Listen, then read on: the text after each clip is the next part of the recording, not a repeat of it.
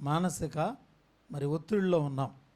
Bible మనతో ఏం చెప్తుంది అని అంటే చూడండి, ఒక్కసారి దేవుని వాక్యం ఒక చిన్న మాటను నేను చెప్పి ముగింపులోకి వెళ్తాను.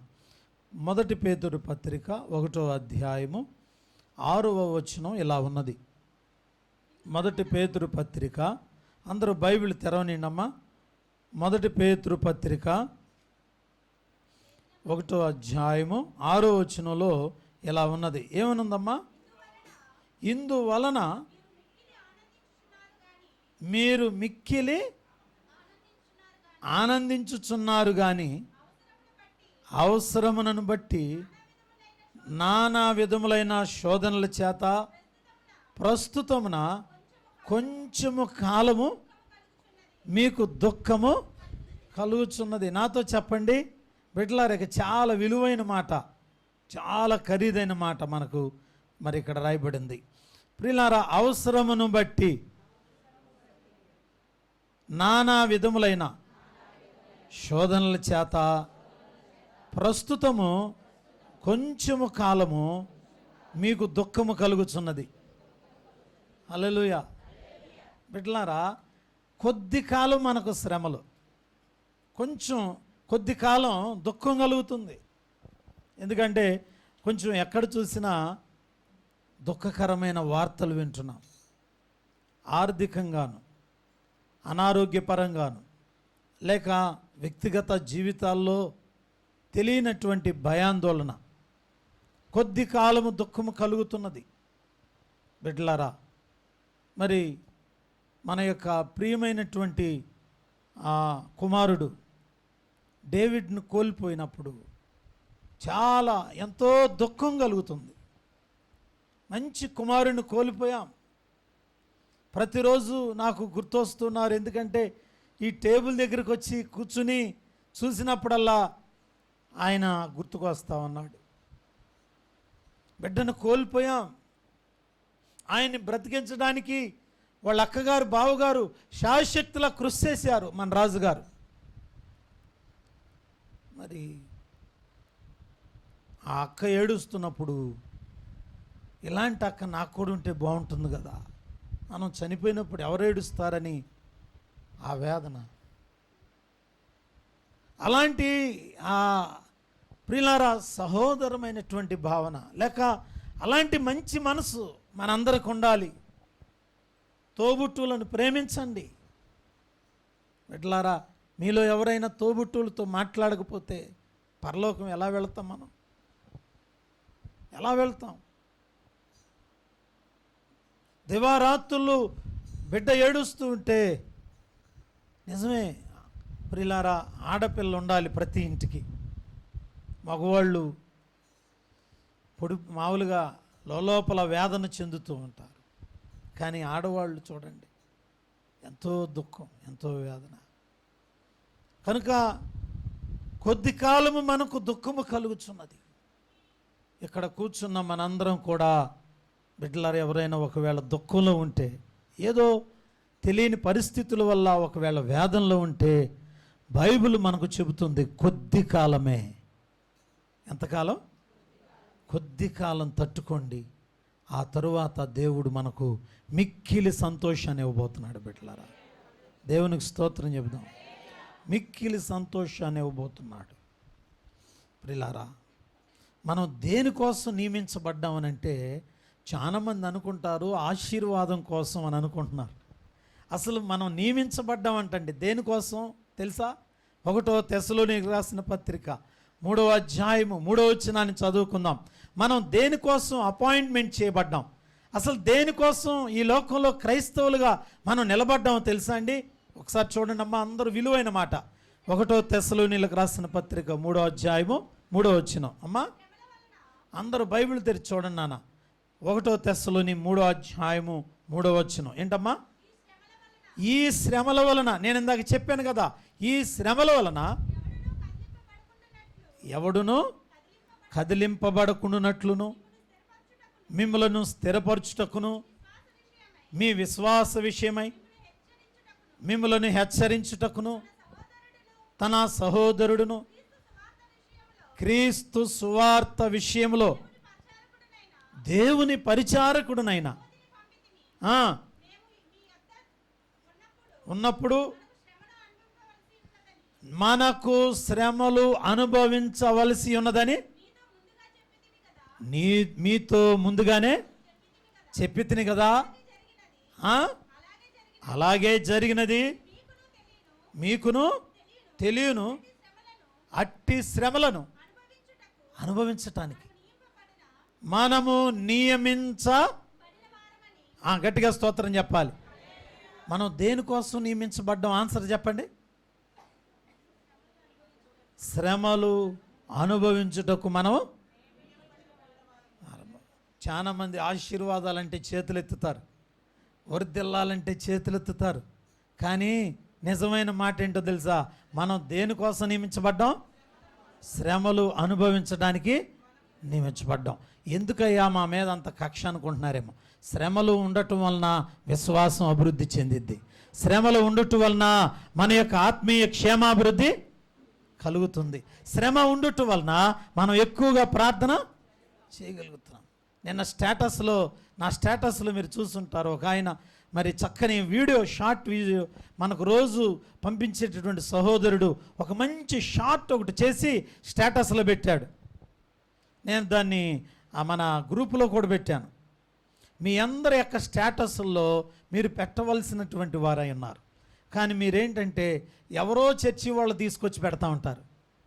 ఎంత దుఃఖకరమో తెలుసా అండి అది. నేను మీ పాస్టర్ గారిని. మీ స్టేటస్లో ఉండాల్సిన పాస్టర్ గారు ఎవరమ్మా? నేను ఉండాలి. మీరు ఎవరో పెడితే దాని అర్థం ఏంటంటే మనం బ్యాక్ స్లైడింగ్ చేస్తున్నాం. అంటే నేనంటే మీకు నమ్మకం లేదు, నేనంటే మీకు ప్రేమ లేదు. దైవజనుడు స్టేటస్ ఒకటి పెట్టానంటే అర్థం ఏంటంటే అది మీ అందరూ పెట్టుకుని షేర్ చేయాలి. మా దైవజనుడి మాట ఎలా ఉంది అని ఇక నుంచి అయినా, ఈ రోజు నుంచి అయినా మారు మనసు పొందుతారని నేను అనుకుంటున్నాను. బిడ్డలారా, చూసారా ఎంతమందికి ఇష్టం ఉందో. నాకు శ్రమ కలుగుతుంది కనుక ఆ మాట మీరు స్టేటస్లో పెట్టాలి. నేను ఇప్పుడు సాయంత్రం చూస్తా, హైదరాబాద్ వెళ్తా కారులో కూర్చుని ఎవరెవరు స్టేటస్లు ఏముందో చూస్తా. మంచి మాట పెట్టాను. చాలా నాకు కూడా ఆ మాట నాకే నేను విన్నప్పుడు అరే నేను ఇంత మంచిగా మాట్లాడానా, నిజమే ప్రభువా. కనుక మనకు శ్రమలు కలుగుటకే మనము, ఈ మాట చెప్పాలి మీరు గట్టిగా చెప్పండి, శ్రమలు అనుభవించుటకే మనము. శ్రమల వలన ఏం కలిగిద్ది అని అంటే, శ్రమల వలన అంట మనకు ఓర్పు వస్తుందంటండి. శ్రమ అనే తల్లికి ఓర్పు అనే కొడుకు పుడతాడు. ఒక తల్లి, శ్రమ అనే తల్లి ఇక్కడ ఉంది. ఆ తల్లి ప్రసవించి ఒక బిడ్డను కంటది. ఆ బిడ్డ పేరే, గట్టిగా చెప్పాలి, ఇట్లా ఉండొద్దు. నేను టక్మన్ నోట్లోంచి రాగానే చెప్పాలి. శ్రమ అనే తల్లికి ఓర్పు అనే బిడ్డ పుడుతుంది. హల్లెలూయా. మనకు ఓర్పు ఉంటే జీవితంలో ఏదైనా సాధించగలుగుతాం బిడ్డలారా, ఏదైనా సాధించగలుగుతాం. దానికి ఎగ్జాంపుల్, బెస్ట్ ఎగ్జాంపుల్ మోషే ఎలాంటి వాడు? ఒక మాట చెప్పండి మీరు. మోషే ఎవరు? అంతకుముందు మోషే సాత్వికుడా? ఐగుప్తు దేశంలో మోషే 40 సంవత్సరాలు ఉన్నప్పుడు ఇశ్రాయేలుకి ఐగుప్తుడికి తగాదవుతుంటే మోషే ఐగుప్తుడిని ఒకే ఒక గుద్దితే దెబ్బమ్మడి చచ్చిపోయాడు అంటండి. ఈయన సాత్వికుడు అని చెప్తారు మీరు? ఇలా గుద్దు చంపేవాడు సాత్వికుడా? కాదే. ఒక్క గుద్దుకి ఏం చేశాడమ్మా? చంపాడు. చంపటం కాదు, టపటపమని గొయ్యి తీశాడు, అక్కడే వెంటనే పాతేశాడు. ఈయన సాత్వికుడా? కాదు, మంచి కోపదారి అండి ఈయన, మంచి కోపదారి. అలాంటి కోపదారి ఎందుకయ్యా నీకు ఇంత కోపం అని అడిగాడు దేవుడు. మోషేకి ఇంత కోపం ఎక్కడదనంటే వాళ్ళ పితరుల దగ్గర నుంచి వచ్చింది. మోషే గోత్రం పేరు ఎవరికైనా తెలుసా? ఇక్కడ మోషే ఏ గోత్రానికి చెందినవాడు తెలుసా అండి? తెలియదు కదా. మోషే లేవి గోత్రానికి చెప్పండి. లేవీలు ఎలాంటి వాళ్ళో తెలుసా? ఒకసారి ఆదికాండ 49వ అధ్యాయకి వెళ్దాం. లేవీలు అంటే లేవి గోత్రమే ఎలాంటిదో మీకు చెబుతాను ఇప్పుడు. లేవి గోత్రం, ఓ మోషే నీకెందుకు ఇంత తగాదా, నీకెందుకు ఇంత కోపం అని అంటే 49వ అధ్యాయము. అందరూ బైబిల్ తెరవాలి. కొంతమంది చక్కగా సుఖంగా కూర్చున్నారు, పుస్తకాలు తెలియదు, అక్కడ పడితే అక్కడ చీపుగా దొరుకుతున్నాయి అంటే విజయవాడ మొత్తం తెలుసు, కానీ బైబిల్ తెరవాలి. ఆదికాండం 49వ అధ్యాయం. అసలు లేవి అనే గోత్రానికి ఏముంది అనంటే 49:5 వచనం నిదానంగా చదవండి. షిమియోను, లేవి, లేచి కాదు, వీళ్ళిద్దరు ఎవరంట? లేవి గోత్రాన్ని గురించి చెబుతున్నారు, సహోదరులు. వాళ్ళు ఖడ్గాలంట, బలాత్కారపు, రైట్. నా ప్రాణమా వాళ్ళ ఆలోచనలో చేరవద్దు, నా ఘనమా వారి సంఘముతో కలుసుకోవద్దు. వారు అమ్మా ఏంటంట వాళ్ళకి? ఏ గోత్రం చెప్పండి? వారికి కోపం వచ్చి ఏం చంపుతారంట? రైట్, ఇంకా చదువమ్మా. స్వేచ్ఛ చేత ఎద్దుల యొక్క గుదికాలి. ఓరు బాబో, ఎద్దుల గుదికాలు కూడా నరాలు తెగ్గొడతారు వీళ్ళు. వారి కోపము వేండ్రమైనది, వారి ఉగ్రత కఠినమైనది. ప్రియులారా, ఇప్పుడు లేవి గోత్రాన్ని గురించి చెప్పండి. వీళ్ళ గోత్రం మంచిదేనా? ఏం గోత్రం ఇది? గోత్రమే ఏంటండి? చురుగ్గా ఉండండి. ఏంటి ఈ గోత్రం? ఏం గోత్రం ఇది? లేవి గోత్రమే. ఎలాంటి వాళ్ళు వీళ్ళు? కోపం, మామూలు కోపమా? వీళ్ళ కోపానికి ఏం చేస్తున్నారు? మనుషులను చంపుతున్నారు, ఎద్దులు కాళ్ళు కూడా నరుగుతున్నారు. వీళ్ళ దగ్గర ఉండే అన్ని కూడా ప్రియులారా, వీళ్ళ దగ్గర పెన్నులు పేపర్లు కాదు ఉండేది, ఏమున్నాయి? పెద్ద పెద్ద. అసలు వీళ్ళ మనసులోనే, వీళ్ళ పుట్టకలోనే ఏముందో చెప్పండి? మహా కోపం. ఎట్లాంటి కోపం అనే గోత్రంలో పుట్టాను ప్రభువా. మరి నాకు ఉండేది మా పితరులు ఇచ్చిన ఆస్తి ఏంటో తెలుసా? చెప్పరే? కోపం. చూసారా, మా అబ్బాయికి ఏంటో కోపం ఉంది ఎక్కువ. ఎవరికి పుట్టాడు? వందనాలమ్మా. చాలామంది అంటారు నేను చాలా మంచిదాన్ని కాగయ్యారు, నాకేంటి ఎట్లాంటి వాడు పుట్టాడు. కుదరదమ్మా, మన పితరుల రక్తమే అని అంటున్నాడంటే నువ్వు కూడా అనుంటావు కదా. ఇలాంటి దేవుడు ఈ మోషే అసలు గోత్రమే. ఏం గోత్రం ఇది?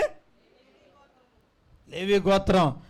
ఈ గోత్రం యొక్క ఏంటంటే వీళ్ళు కోపదారులు, మనుషులను చంపేవాళ్ళు. ఎంతటి కోపదారిని దేవుడు ఐగుప్తులో నుంచి తీసి 40 సంవత్సరాలు మిద్యాను అరణ్యములో గొర్రెలు మేపించాడు. ఎన్ని?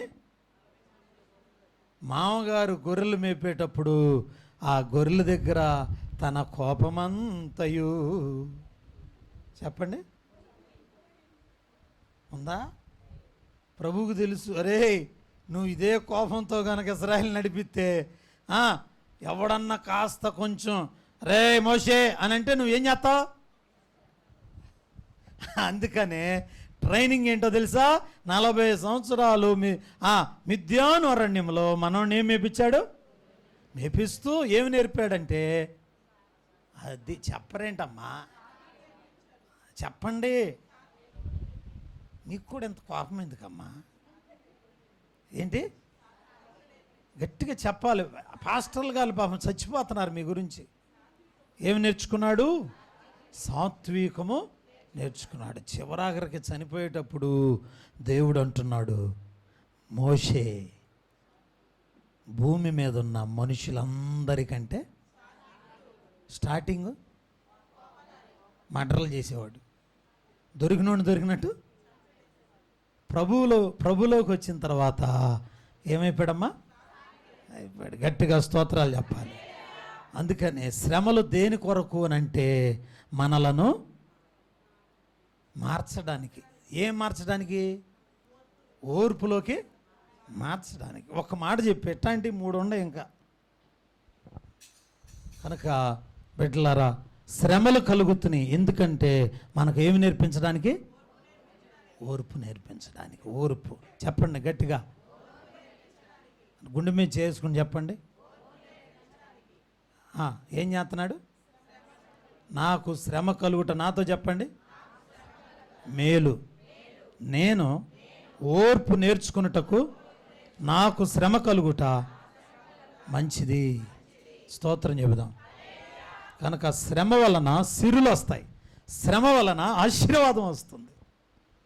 బిడ్డలారా, మనందరం కొద్ది కాలం శ్రమ పడుతున్నాం. దేనికోసం అంటే ఓర్పు నేర్చుకోవాలి, సహనాన్ని నేర్చుకోవాలి, ప్రేమను నేర్చుకోవాలి. పిల్లలారా, ఎదుటివారి ఎడల మాట్లాడడం నేర్చుకోవాలి, తగ్గించుకోవడం నేర్చుకోవాలి. నేర్చుకుందాం. శ్రమ రావాలి. శ్రమ రాకపోతే మనం నేర్చుకోలేం. శ్రమ కలిగి ఉండుట నాకు మేలాయను అన్నాడు. ఎవరు? దావీదు. శ్రమ కలగక మునుపు నేను గర్వించాను, శ్రమ కలిగిన తర్వాత నేను నీ కట్టడలు నేర్చుకున్నటకు హేతువాయను అని అన్నాడు. కనుక శ్రమ కలుగుట మనకు మేలేదు. దేవుడు మీ మాటలు దీవించునుగాక. ఆమేన్. చిన్న ప్రార్థన చేసి మరలా మన తమ్ముడు జాషువాకి మరి అప్పగిద్దాం. చిన్న వాక్యం తమ్ముడు అతను కూడా చెప్తాడు. పరిశుద్ధ ప్రేమ కలిగిన యేసయ్య, మీకు వందనాలు. ఈ ఉదయకాల సమయంలో ప్రభువా మాకు శ్రమల గురించి మాట్లాడారు.